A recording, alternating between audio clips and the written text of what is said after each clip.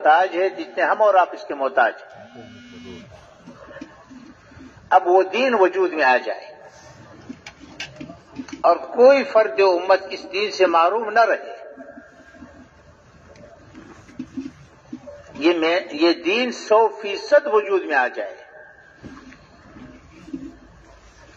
اور اس محنت کے لیے اللہ سبحانہ وتعالیٰ نے ہر زمانے میں انبیاء کرام علیہ السلام کو بھیجا ہے۔ تو یہ انبیاء کرام علیہ السلام کی محنت ہے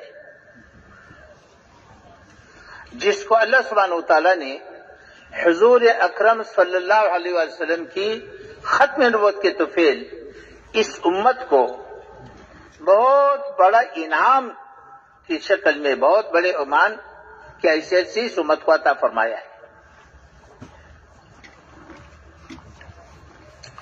تو ہم اس محنت کو کرنا چاہتے ہیں اور سیکھنا چاہتے ہیں اور امت کو اس پر تیار کرنا چاہتے ہیں، تو اس محنت کی ذمہ داری ہے۔ تو ذمہ داری سامنے ہو پھر محنت ہو۔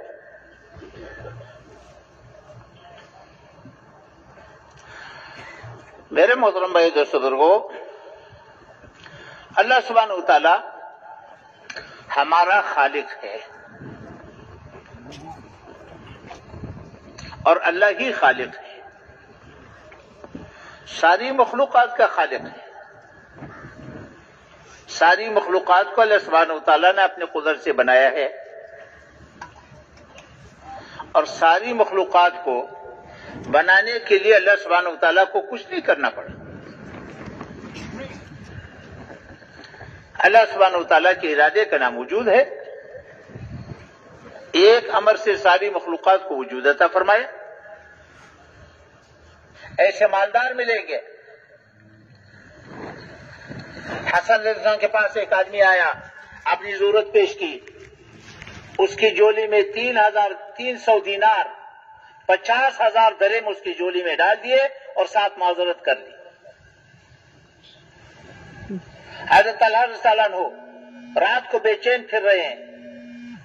گھر والی نے پوچھا کیا ہوا، کیا بے چینی ہے؟ کہ جی مال آیا ہے، مال 4 لاکھ کا مال آیا ہے، رات ہے تقسیم کیسے کروں، موت آ گئی تو کیا بنے گا؟ راتوں رات اپنے رشتہ داروں کو بلا کر کے تقسیم کیا۔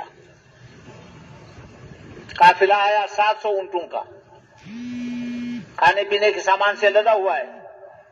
عبد الرحمن بن عوف کا قافلہ مدینہ منورہ پہنچا، سارا کا سارا قافلہ ایک دن میں تقسیم کر دیا۔ تو پھر یہ مالدار یہ ہوں گے،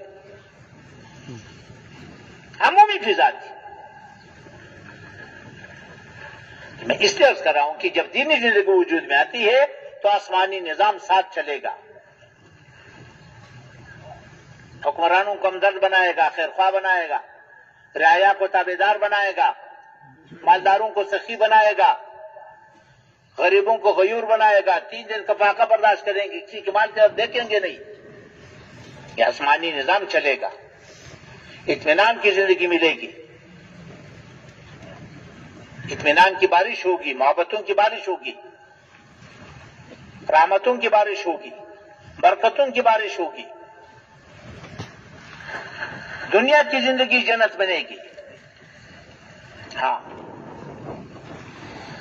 اور میرے محترم بھائیو دوستو، اگر دینی زندگی نہ رہی تو دنیا جہنم بنے گی۔ دنیا تو سب ایک دوسرے سے بیزار ہوں گے، جہنم کی وہ زندگی وجود میں آئے گی۔ حکمرانوں کو ظالم بنا دے گا، حریص بنا دے گا،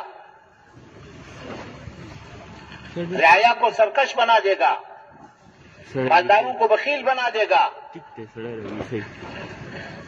غریبوں کو نافرمان بنا دے گا، تو جہنم کے جذبے وجود میں آئیں گے۔ جہنمی ایک دوسرے پر لعنت کرتے ہیں، ایک دوسرے سے بیزار ہوتے ہیں، ایک دوسرے پر الزام لگاتے ہیں، ایک دوسرے کو اذیت کا ذریعہ بنتے ہیں۔ تو دنیا کی زندگی بھی ایسی بنے گی۔ ہاں، تو جہنم کی زندگی وجود میں آئے گی، تو جذبے بنیں گے، غریبوں کا جذبہ ہوگا، مالداروں کا پیٹ پھاڑو، ساری دولت نکالو، مالداروں کا جذبہ ہوگا، غریبوں کا خون چوس لو، کتوں کی لڑائیوں پر لگاؤ، مگر غریب کو نوالا مت دو، بڑی بڑی عمارتوں پر لگاؤ، بڑی بڑی شادیوں پر لگاؤ، فضول خرچوں پر لگاؤ، عیاشیوں پر لگاؤ، غریب کو نوالا مت دو، جذبے بنیں گے۔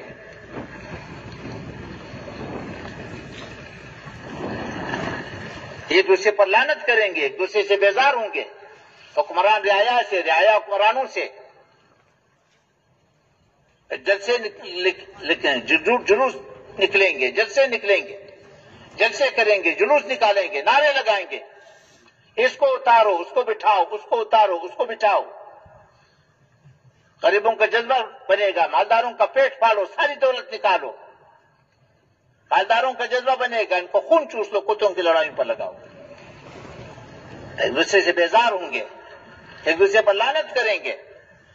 جہنمی ایک دوسرے سے بیزار رہتے ہیں، یا اللہ انہوں نے ہمیں گمراہ کیا، انہیں ہمارے حوالے کرو، ہم ان کو پاؤں کے نیچے مت سلتے، یا اللہ انہوں نے انہیں گمراہ کیا، ان کو ڈبل عذاب دے دو۔ اللہ فرمائیں گے غم نہ کرو، دونوں کو ڈبل عذاب ملے گا۔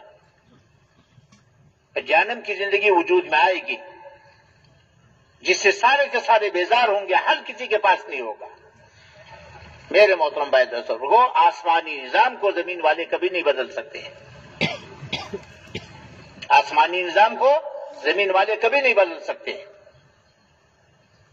اس لیے میرے محترم بھائی دوستو، دین انسانی ضرورت ہے، بنیادی ضرورت ہے، ماننے والوں کی ضرورت ہے، نہ ماننے والوں کی ضرورت ہے، جو مٹا رہے ان کی بھی ضرورت ہے۔ اور موت پر تو آخرت کا دروازہ کھل جائے گا۔ قبر کی روشنی تو اس کو ملے گی جو دین پر چلے، قبر کی تنگی سے تو وہ بچے گا جو دین پر چلے، حوض کوثر کا پانی تو دین والے کو ملے گا، عرش کا سایہ تو دین والے کو ملے گا، عمل نامہ دائیں ہاتھ تو دین والے کو ملے گا، پولیس رات پر تو وہ گزرے گا جو دینی زندگی گزار کے آئے، اللہ کا درباری تو وہ بنے گا جو دین کی زندگی گزار کر کے آئے، ہمیشہ کی جنت تو دین والے کو ملے گی، ہمیشہ کی جہنم سے تو دین والا بچے گا۔ بیوی رہ جائے گی، بچے رہ جائیں گے، پلازہ رہ جائے گا، ڈگری رہ جائے گی، عہدہ رہ جائے گا، جو کچھ ہم نے یہاں کمایا یہاں کا تو سب کچھ یہی رہ جائے گا۔ تو میرے محترم بھائی دوستو، ہم کیا چاہتے ہیں؟ ہم دین چاہتے ہیں۔ دین انسانی ضرورت ہے، بنیادی ضرورت ہے، ماننے والوں کی بھی، نہ ماننے والوں کی بھی۔ اس لیے ہمارے محنت کا جو میور ہے، ہماری محنت کا جو مقصد ہے، وہ اللہ کا دین ہے۔ ہم اللہ کا دین چاہتے ہیں، اس لیے محنت ہے اور اس کا محتاج ہے۔ اگلی گزارش، اللہ نے دنیا کو دار الاسباب بنایا ہے۔ اسباب کے ہمیشہ دو مرحلے ہیں۔ پہلا مرحلہ اللہ نے بندے کے ذمہ رکھا ہے، بندے کو اسباب اختیار کرنے کا مختار بنایا ہے۔ دوسرا مرحلہ اللہ نے اپنے پاس رکھا ہے،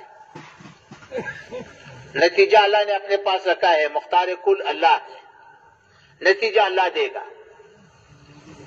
کاشت بندے کے ذمہ ہے اور فصل اللہ دے گا۔ بیج ڈالنے کے بعد، زمین بنانے کے بعد انسان بے بس ہے، کچھ نہیں کر سکتا، باقی فصل اللہ دے گا۔ شادی بندے کے ذمہ ہے، اولاد اللہ دے گا، نرینہ دے یا زنانہ دے، دونوں دے یا ایک بھی نہ دے، کالا دے یا گورا دے، مرد دے یا عورت دے، یہ اللہ کے قبضے میں ہے۔ مگر شادی اس کے ذمہ ہے، کاشت اس کے ذمہ ہے، یہ مرحلہ پہلے ہے۔ دنیا کو دار اسباب بنایا ہے، نبی کی محنت کو دین کے وجود کا سبب بنایا ہے۔ پہلے نبی کی محنت وجود میں آئے گی، پھر دین وجود میں آئے گا، یہ اللہ نے نظام بنایا ہے۔ اس لیے اللہ سبحانہ وتعالیٰ نے سب سے پہلا انسان نبی بنایا۔ ہر زمانے میں دین وجود میں آیا ہے، نبی کی محنت سے وجود میں آیا ہے، اور قیامت تک دین وجود میں آئے گا، نبی کی محنت سے وجود میں آئے گا۔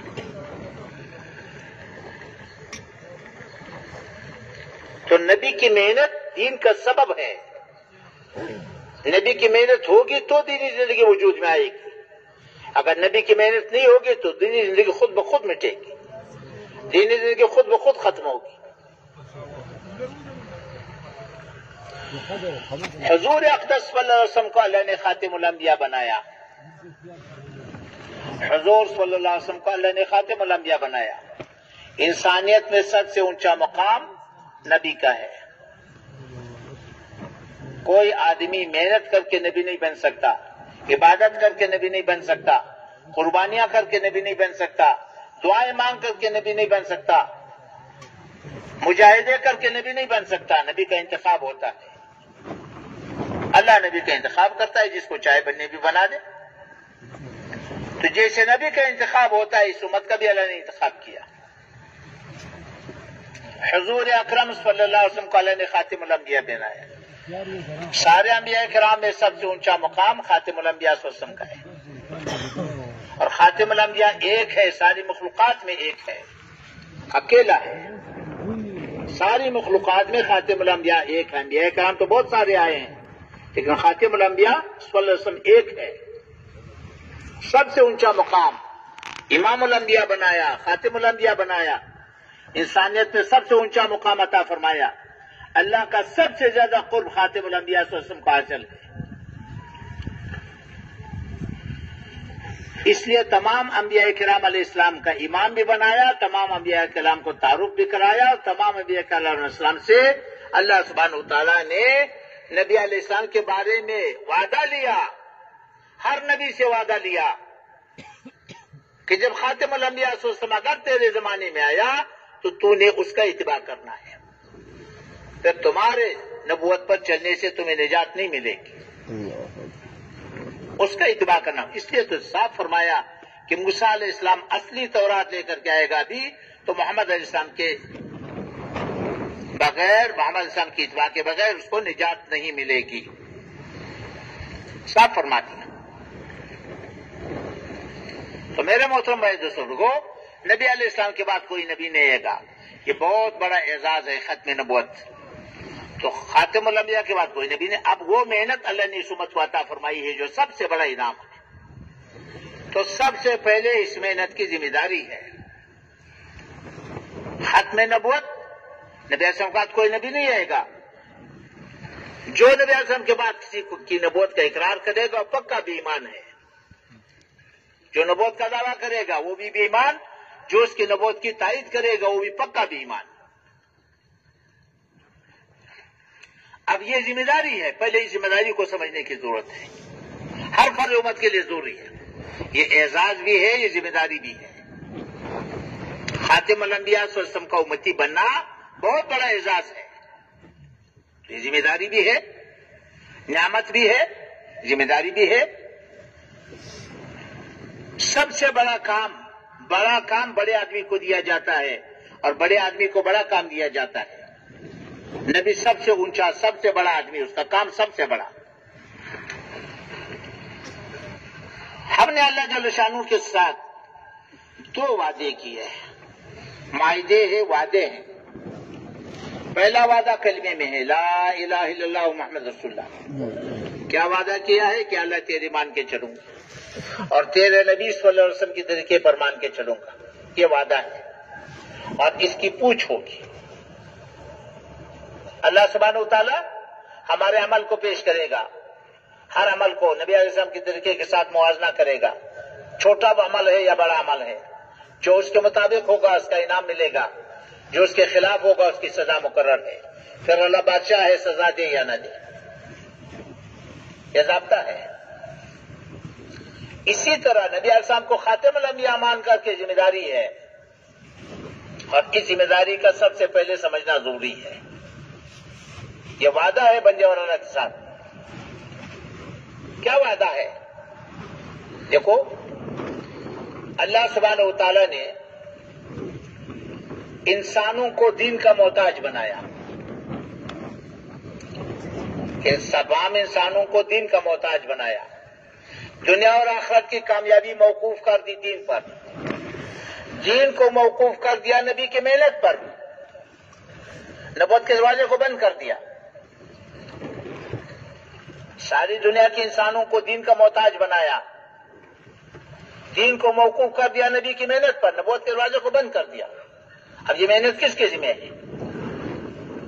یہ سمجھنے کی چیز ہے۔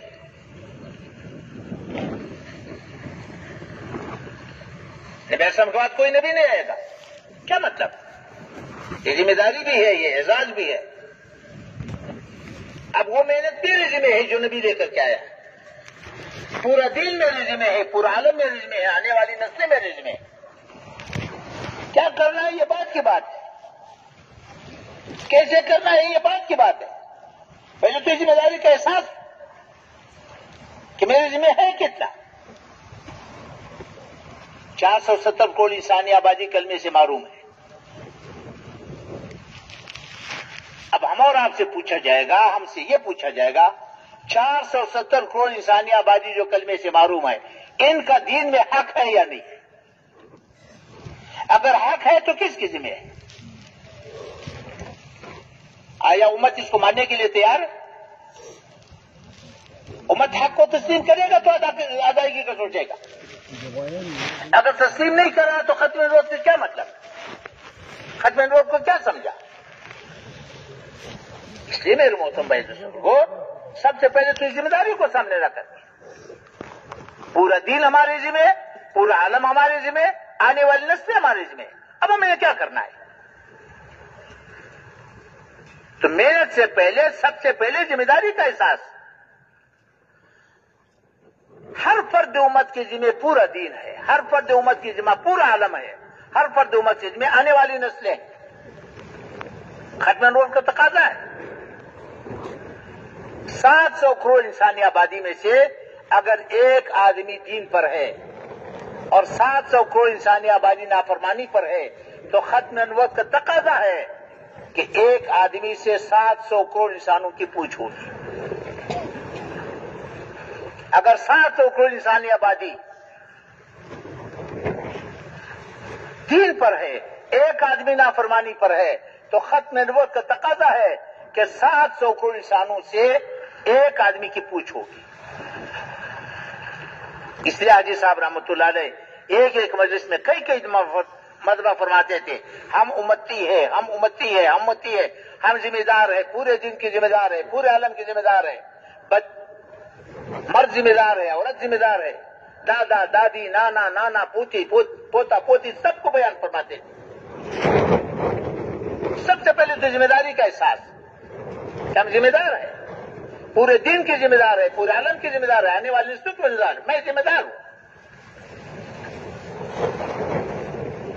یہ تو ہے ذمہ داری۔